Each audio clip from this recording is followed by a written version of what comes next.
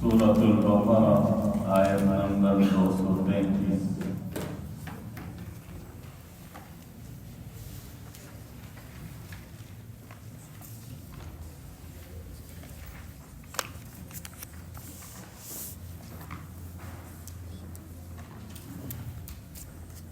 أعوذ بالله من الشيطان الرجيم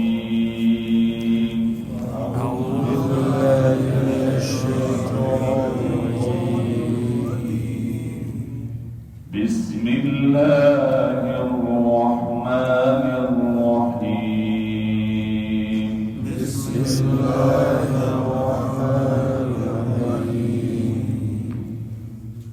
والوالدات يرضعن أولادهن حولين كاملين لمن أراد أن يتم الرضاعة والوالدات يرضعن أولادهن حولين كاملين لمن أراد أن يتم الرضاعة وعلى المولود له رزقهن وكسوتهن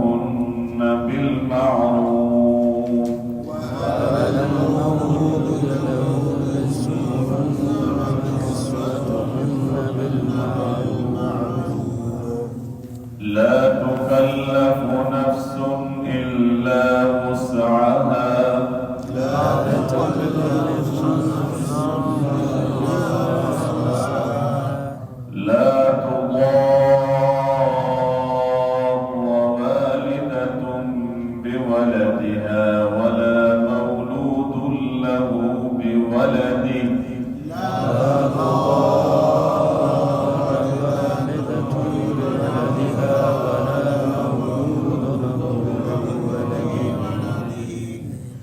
وعلى الوارث مثل ذلك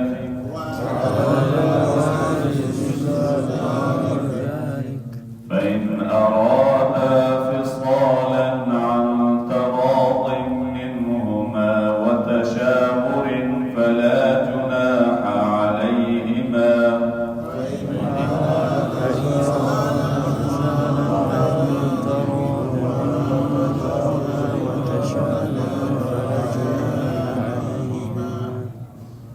وإن أردتم أن تسترضعوا أولادكم فلا جناح عليكم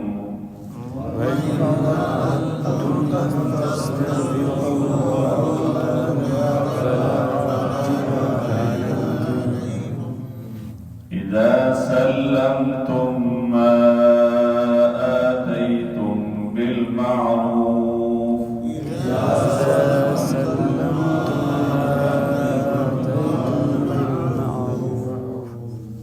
واتقوا الله واعلموا أن الله بما تعملون بصير واتقوا الله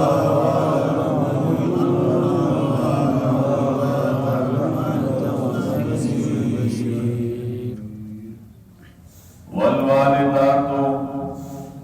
और बच्चे वाली औरतें युर्ज़िना दूध पिलाएं औलादहुन्ना अपने बच्चों को हौलैने 2 बरस कामिलैने पूरे लिमन अरादा जो कोई चाहे अयुतिम्मा की पूरे करे अर्रज़ा दूध की मुद्दत वअलल मौलूद लहू और लड़के वाले यानी बाप पर है रिज़्क़ुहुन्ना उस औरत का खाना व किस्वतुहुन्ना और उन औरतों का कपड़ा बिलमारूफ दस्तूर के मुवाफ़िक़ ला तुकल्लफ़ु नफ्सुन तकलीफ नहीं दी जाती नफ्सुन किसी को इल्ला वसअहा मगर उसकी गुंजाइश के मुवाफ़िक़ ला तुज़ारा न नुकसान दिया जाए वालिदतुन माँ को बेवलदिहा उसके बच्चे की वजह से वला मौलूदुन लहू और न उसको कि जिसका वो बच्चा है बेवलदिही यानी बाप को अलल वालिद फरमाया कि उस बच्चे की وجہ سے وعلی الوارث اور وارثوں پر بھی ہے مثل ذالک یہی لازم فإن أرادا فصالا پھر اگر ماں باپ چاہیں فرمایا کہ وہ چھڑا لیں عن تراض فرمایا رضامندی سے منہما یعنی ان دونوں میں سے کوئی ایک وتشاور اور مشورے سے فلا جناح علیہما تو ان پر کوئی گناہ نہیں وَإِنْ أَرَدْتُمْ اور اگر تم لوگ چاہو أَن تَسْتَرْجِعُوا کہ دودھ پلاؤ کسی دائیا سے اولادکم اپنی اولاد کو فلا جناح علیکم تو یہ بھی تمہارے اوپر کوئی گناہ نہیں اذا سلمتم جب کہ حوالے کر دو فرمایا ما آتیتم جو تم نے دیا ہے بالمعروف دستور کے موافق واتقوا اللہ اور اللہ سے ڈرو وَاعْلَمُوا جان رکھو ان اللہ بما تعملون بصیر کہ اللہ تمہارے سب کاموں کو خوب دیکھتا ہے۔ اس آیت میں اللہ تبارک و تعالی نے طلاق کے درمیان رضاعت کا مسئلہ بیان کیا۔ رضاعت کا مسئلہ یہ ہے کہ اگر کوئی بچہ مدت رضاعت کے اندر کسی عورت کا دودھ پی لے گا تو وہ عورت بھی اس پر حرام ہو جائے گی جس طرح اپنی سکی ماں اس پر حرام ہے، اور اپنی سکی ماں کے جو رشتے اس پر حرام ہیں اسی طرح گویا کہ اس عورت کے بھی وہ رشتے اس پر حرام ہو جائیں گے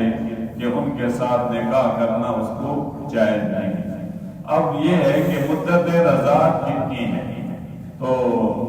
ایک قول کے مطابق تو مدت رضاعت گویا 2 سال ہے۔ امام اعظم ابو حنیفہ رحمہ اللہ دوسری آیت سے دلیل پڑھتے ہیں جس میں اللہ کریم سورہ احقاف میں فرماتے ہیں حملہ و فصالہ 30 شہرا، 30 کو کہتے ہیں، شہر کہتے ہیں مہینے کو، تو 30 مہینے تک گویا کہ مدت رضاعت۔ تو امام اعظم ابو حنیفہ رحمہ اللہ فرماتے ہیں اگر کوئی بچہ کمزور ہے 2 سال تک اس کو ماں نے دودھ پلایا اور کمزوری اس کے اندر باقی ہے تو اس صورت میں اس کے لیے اجازت ہے کہ وہ 30 ماہ تک گویا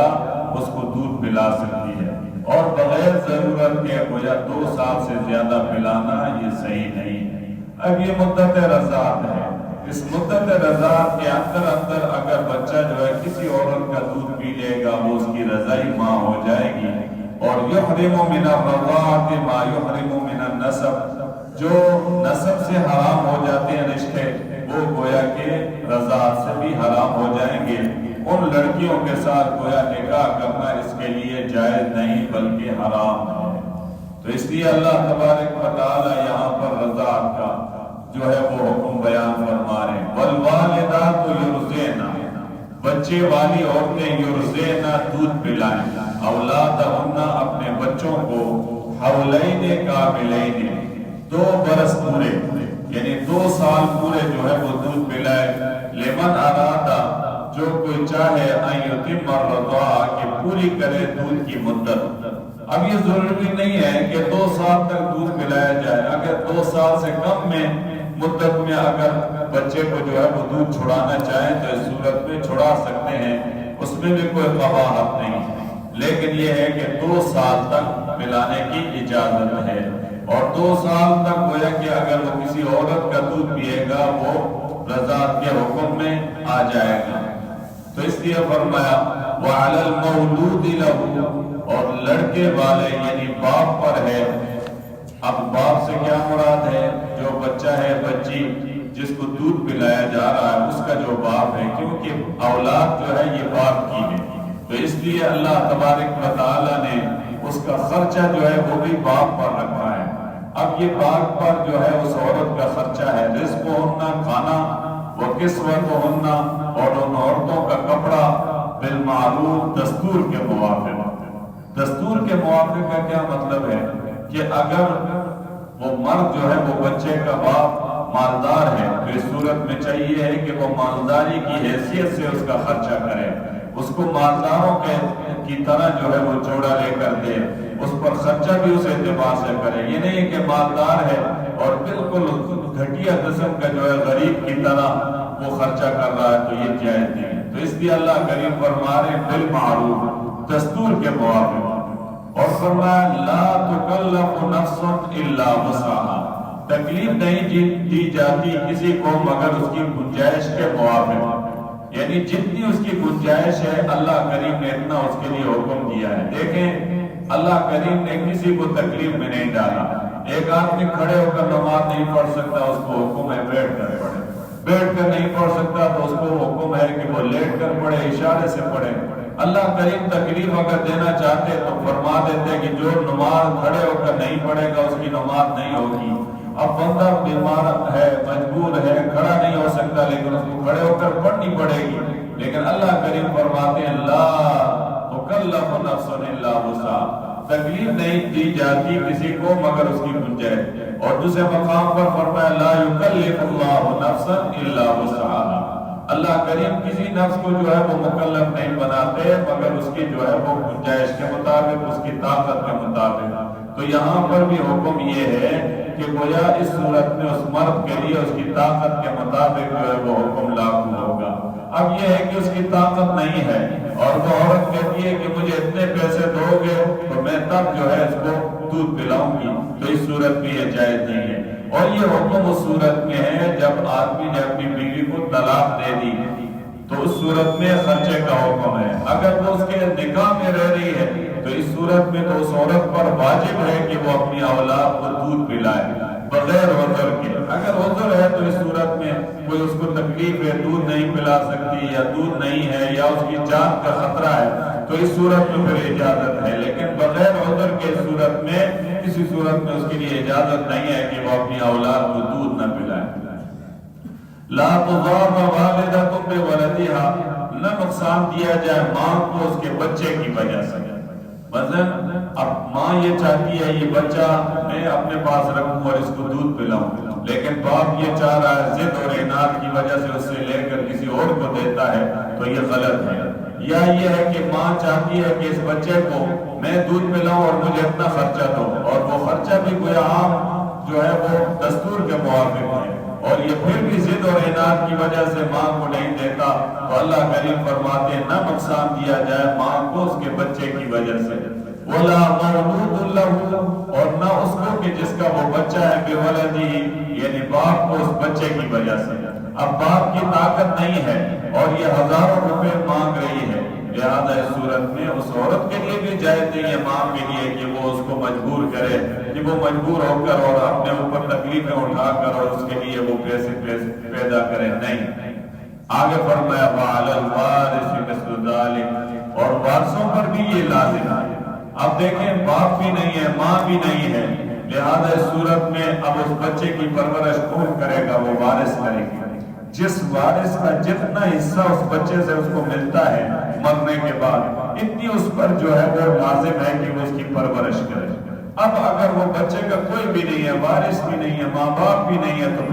پھر حکومت وقت پر جو ہے وہ ضروری ہے کہ اس بچے کی دیکھ بھال کرے اور اس کے گویا کی پرورش کرائے۔ لیکن اگر حکومت وقت بھی ایسے جو ہے نااہل لوگوں کی ہے تو پھر اس جماعت کی ذمہ داری ہے، جو مسلمانوں کی بڑی جماعت ہے اس کی ذمہ داری ہے کہ اس بچے کی پرورش کرے اور اس کی دیکھ بھال کرے، اس لیے کہ اگر دیکھ بھال نہیں کی جائے گی وہ بچہ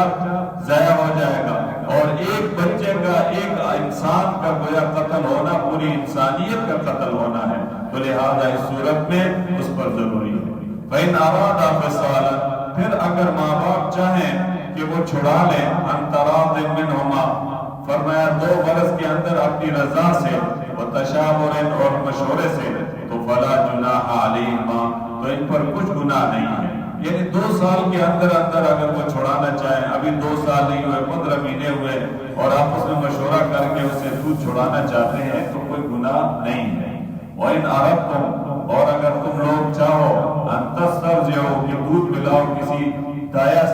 سے، یعنی دایا سے جو ہے وہ دودھ پلاؤ، کسی غیر عورت کو کہا جائے کہ بھائی اس کو بچے کو دودھ پلاؤ، فرمایا اولادکم، اپنی اولاد کو، تو فلا جناح علیکم، تو تم پر کوئی گناہ نہیں ہے۔ یہ اس صورت میں ہے کہ ماں جو ہے وہ پلا نہیں سکتی، ماں موجود نہیں ہے، تو اس صورت میں اگر ماں موجود ہے تو سب سے پہلا حق جو ہے وہ ماں کا ہے۔ فرمایا اذا سلمتم، جب حوالہ کر دو، فرمایا ما آتے تم جو تم نے دیا ہے بالمعروف دستور کے موافق، اور آگے اللہ کریم فرما رہے واتقوا اللہ، تمام معاملات میں اللہ سے ڈرو، چاہے وہ دودھ پلانے کا حکم ہے، طلاق دینے کا حکم ہے، رضاعت کا یا اسی طرح دیگر احکامات ہیں، سارے حکموں میں واتقوا اللہ، اللہ سے ڈرو، وَاعْلَمُوا جان رکھو ان اللہ بما تعملون بصیر، اللہ تمہارے سب کاموں کو خوب جانتا ہے، اس سے کوئی مخفی نہیں ہے۔ اللہ تبارک و تعالیٰ یہ کیفیت ہمارے دلوں کے اندر ڈال دے۔ الحمدللہ رب العالمین والعاقبۃ للمتقین والصلاة والسلام علی اشرف الانبیاء والمرسلین وعلى آلہ واصحابہ اجمعین۔ اللہم انس وحشتنا فی قبرنا، اللہم ارحمنا بالقرآن العظیم واجعلہ لنا اماما ونورا وہدى ورحمہ، اللہم ذکرنا منہ ما نسینا وعلمنا منہ ما جہلنا وارزقنا تلاوته آناء الليل وآناء النهار واجعله لنا حجة یا رب العالمین۔ یا اللہ ہم سب سے راضی ہو جا، یا اللہ ہمارے دلوں کے اندر اپنا خوف پیدا فرما دے، اے اللہ ہمیں تقوی والی زندگی نصیب فرما دے، تقوی والا سلوک نصیب فرما دے، اے اللہ ہمیں صحیح معنوں میں دین پر چلنے کی توفیق نصیب فرما، پورے کے پورے دین پر یا اللہ عمل پیرا ہونے کی توفیق نصیب فرما دے، اپنی اولادوں کو بھی دین کے مطابق زندگی گزارنے کی ہمیں تربیت کرنے کی توفیق نصیب فرما دے۔ یا اللہ ہمارا یہ بیٹھنا قرآن کا سننا سنانا اپنے دربار میں قبول فرما، اے شان والے اللہ سب کو اپنی شان کے مطابق اجر عظیم نصیب فرما دے، سب کی جان مال آبرو کی حفاظت فرما۔ صلی اللہ علی النبی الامی وعلی آلہ واصحابہ اجمعین برحمتک